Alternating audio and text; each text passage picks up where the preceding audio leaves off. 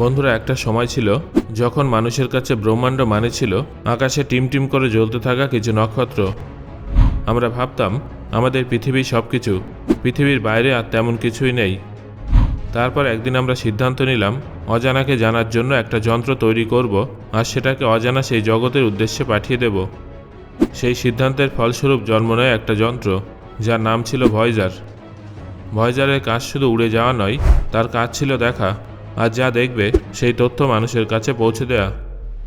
Voyager আমাদের দেখিয়েছে যে বৃহস্পতি কোনো শান্ত গ্রহ নয়, বরং ভয়ঙ্কর ঝড় ও তুফানে ভরা একটা দানবীয় জগৎ। সে দেখিয়েছে শনির বলয় শুধু সুন্দর নয়, তার ভেতরে লুকিয়ে আছে বরফ আর শিলার অগণিত গল্প। ভয়েজার আমাদের পরিচয় করিয়ে দিয়েছে ইউরেনাসের ঠান্ডা এলোমেলো জগতের সঙ্গে আর নেপচুনের রহস্যময় নীল পৃথিবীর সঙ্গে। এই মিশন আমাদের একটা গুরুত্বপূর্ণ কথা বুঝিয়েছে, আর সেটা হলো আমরা এই বিশাল ব্রহ্মাণ্ডে হয়তো খুবই ছোট, কিন্তু আমাদের জানার ইচ্ছা সীমাহীন। বন্ধুরা, আজ থেকে 48 বছরেরও বেশি সময় আগে ভয়েজার পৃথিবী ছেড়ে মহাকাশের পথে পাড়ি দিয়েছিল। এই দীর্ঘ সময়ে সে যা কিছু দেখেছে সেই সব কিছু আজকে আপনাদের এই ভিডিওতে শেয়ার করব, তাই ভিডিওটা শেষ পর্যন্ত অবশ্যই দেখুন। এটা ভালোভাবে বোঝার জন্য আমাদের ভয়েজারের সেই ঐতিহাসিক যাত্রার শুরুতে পিছিয়ে যেতে হবে। সেই কাহিনীটা শুরু হয় 1960-এর দশকের শেষ ভাগে। নাসার বিজ্ঞানীরা সেই সময় এমন একটা বিষয় আবিষ্কার করেন যা সবাইকে বিস্মিত করে তোলে। তাদের গ্রহগত গণনায় দেখা যায় প্রায় প্রতি 176 বছরে এমন একটা বিরল মুহূর্ত আসে যখন সৌরজগতের 4টে বৃহত্তম গ্রহ বৃহস্পতি, শনি, ইউরেনাস এবং নেপচুন প্রায় একই সরলরেখায় অবস্থান করে। এই বিশেষ অবস্থাকে কাজে লাগালে একটা অসাধারণ সুবিধা পাওয়া যায়। যদি সেই সময় পৃথিবী থেকে কোনো মহাকাশযান পাঠানো হয়, তাহলে এক গ্রহের গ্র্যাভিটির সাহায্য নিয়ে সেটা খুব সহজেই পরবর্তী গ্রহে পৌঁছাতে পারে।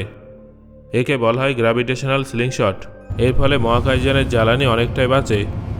কিন্তু গ্রহগুলো যদি এইভাবে এক লাইনে না থাকে, তাহলে পৃথিবী থেকে এক গ্রহে গিয়ে সেখান থেকে আরেক গ্রহে পৌঁছানো প্রায় অসম্ভব হয়ে দাঁড়ায়। এই হিসেব অনুযায়ী দেখা যায় 1970 থেকে 1980 সালের মধ্যে এই 4টি গ্রহের এমনই এক মহাসংযোগ তৈরি হচ্ছিল, আর সেই ঐতিহাসিক সুযোগকে কাজে লাগানোর জন্যই নাসা একটা সাহসী সিদ্ধান্ত নিয়ে নেয়। 1977 সালের আগস্ট এবং সেপ্টেম্বর মাসে ফ্লোরিডার ক্যাপ ক্যানাভেরাল থেকে ভয়েজার 1 এবং ভয়েজার 2 এই দুটো মহাকাশযানকে মহাকাশে পাঠানো হয়। 20 আগস্ট উৎক্ষেপণ করা হয়েছিল ভয়েজার 2 এবং 5 সেপ্টেম্বর পাঠানো হয়েছিল ভয়েজার 1। এখানে একটা প্রশ্ন স্বাভাবিকভাবে আসতে পারে, ভয়েজার 1-এর আগে ভয়েজার 2-কে কেন মহাকাশে পাঠানো হয়েছিল?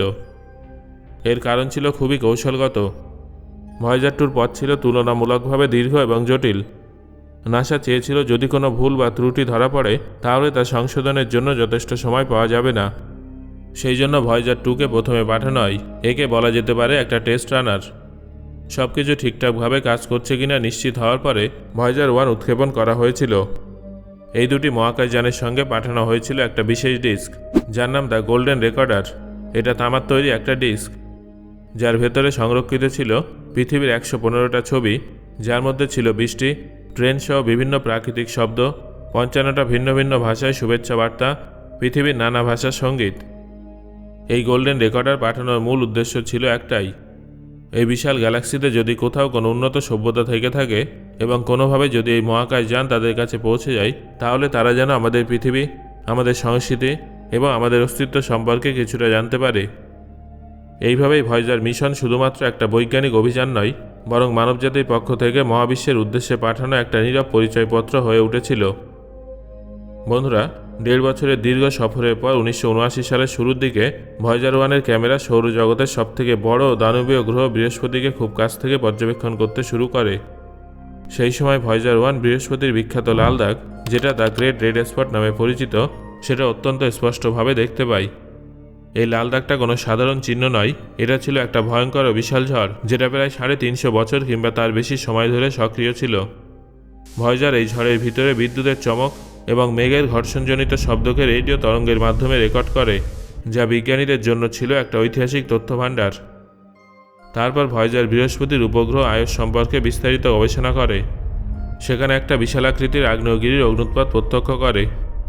এই ঘটনাটাই ছিল ইতিহাসে প্রথমবার যখন পৃথিবীর বাইরে কোনো গ্রহ বা উপগ্রহে সক্রিয় আগ্নেয়গিরির অস্তিত্ব সরাসরি প্রমাণিত হয়েছিল। ভয়েজার 1 ইউরোপ উপগ্রহের বরফে আচ্ছাদিত পৃষ্ঠে দীর্ঘ গভীর ফাটলও দেখতে পায়, যা ভবিষ্যতে সেখানে তরল জলের সম্ভাবনার ইঙ্গিত দেয়। তারপর বৃহস্পতির শক্তিশালী মাধ্যাকর্ষণ শক্তিকে কাজে লাগিয়ে ভয়েজার 1 শনি গ্রহের দিকে যাত্রা শুরু করে। অবশেষে 1980 সালের নভেম্বরে ভয়েজার 1 শনি গ্রহে পৌঁছায়। সেখানে এটা দেখায় যে শনি গ্রহের বলয় আসলে বরফের কয়েক মিলিয়ন বিলিয়ন খণ্ড দিয়ে তৈরি। এই খণ্ডগুলোর মধ্যে কিছু কিছু ধুলোকণার মতো ক্ষুদ্র, আবার কিছু কিছু খণ্ড পাহাড়ের মতো বিশাল আকারের। ভয়েজার 1 মিশনের এই আবিষ্কারগুলো আমাদের সৌরজগৎ সম্পর্কে মানুষের ধারণাকে সম্পূর্ণ নতুন মাত্রায় পৌঁছে দিয়েছিল। ভয়েজার 1 শনি গ্রহের উপগ্রহ টাইটানের এত কাছ দিয়ে অতিক্রম করেছিল যে টাইটানের শক্তিশালী মাধ্যাকর্ষণ ভয়েজারকে সৌরজগতের সমতল কক্ষপথ থেকে অনেকটাই উপরে তুলে দেয়। ভয়েজার থেকে পাঠানো তথ্য অনুযায়ী বিজ্ঞানীরা জানতে পারেন যে টাইটানের পৃষ্ঠে মিথেনের নদী ও লেক থাকতে পারে।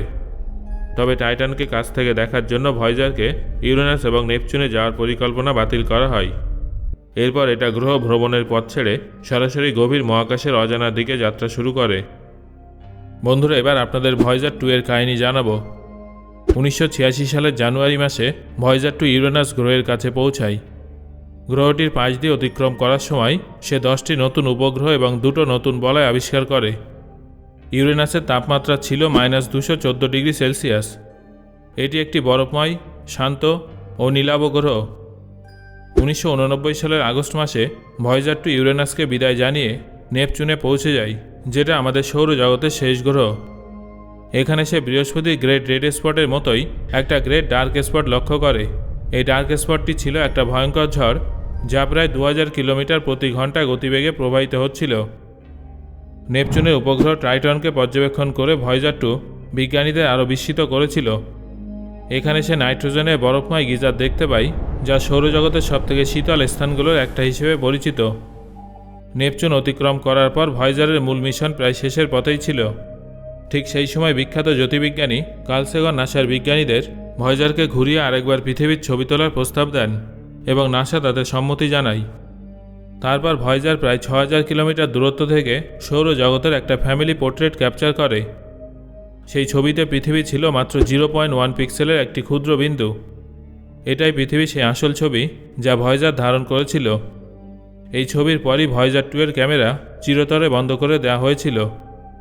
1990 থেকে 2012 সাল পর্যন্ত ভয়েজার মহাকাশে নিজের গতিপথে এগিয়ে চলেছিল। অনেকেই তাকে ভুলতে বসেছিল, কিন্তু বিজ্ঞানীরা অপেক্ষা করছিল সেই ঐতিহাসিক মুহূর্তের যখন ভয়েজার হেলিওপজ অতিক্রম করবে। 2012 সালের আগস্টে ভয়েজার 1 এবং 2018 সালের নভেম্বর মাসে ভয়েজার 2 সেই সীমা অতিক্রম করে। 2026 সালে ভয়েজার 1 পৃথিবী থেকে প্রায় 24.5 বিলিয়ন কিলোমিটার দূরে অবস্থান করছে। অর্থাৎ যদি বর্তমান সময়ে সবথেকে দ্রুত গতির বিমান বোয়িং 747-এ চড়ে আমরা তার কাছে পৌঁছাতে চাই, তাহলে আমাদের প্রায় 2740 বছর অপেক্ষা করতে হবে। তবে আজও ভয়েজার সচল রয়েছে। ধারণা করা হয় যে 2032 সালে সে তার শেষ সিগন্যাল পাঠাবে, যেটা হবে একটা নীরব বিদায় বার্তা। তারপর ভয়েজার একটা মৃত পাথরের মতো মহাকাশের অসীম সমুদ্রে ভেসে বেড়াবে। প্রায় 40,000 বছর পরে ভয়েজার গ্যালাইজ 445 নক্ষত্রের কাছে যাবে, আর প্রায় 2,96,000 বছর পরে সিরিয়াস নক্ষত্রের কাছে পৌঁছাবে।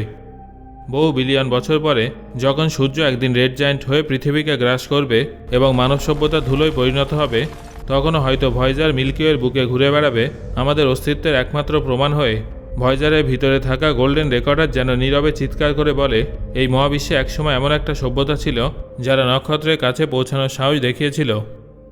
বন্ধুরা, ভয়েজার শুধুমাত্র একটা মেশিন নয়, এটা আমাদের কৌতূহল, আমাদের স্বপ্ন এবং আমাদের আত্মারই এক অংশ, যে মানব সভ্যতা নিজের সীমানা পেরিয়ে অজানার দিকে হাত বাড়িয়েছিল। ভয়েজার তারই সাক্ষ্য বহন করে চলেছে। আজ পৃথিবী থেকে বহু দূরে নিঃসঙ্গ অন্ধকার মহাকাশে বেঁচে থাকলেও ভয়েজার চিরকালের জন্য নক্ষত্রের মাঝে অমর হয়ে গেছে। মানুষ হারিয়ে গেলেও হয়তো কোনো একদিন কোনো এক অজানা বুদ্ধিমান সত্তা সেই গোল্ডেন রেকর্ডারটা খুলে বুঝবে এই মহাবিশ্বে কখনো একটা সভ্যতা ছিল যারা স্বপ্ন দেখতে জানত এবং সেই স্বপ্নকে মহাকাশের বুকে লিখে রেখে গিয়েছিল। সো বন্ধুরা, আজকের এই আলোচনা শোনার পর আপনাদের কি মনে হচ্ছে? ভয়েজার মহাকাশ যানের মধ্যে থাকা গোল্ডেন রেকর্ডার কি সত্যিই কোনো বুদ্ধিমান এলিয়েন সভ্যতা কখনো হাতের নাগালে পাবে এবং তারা আমাদের পৃথিবীর সম্পর্কে জানতে পারবে? আপনার মতামত অবশ্যই আমাকে কমেন্ট করে জানান। ধন্যবাদ।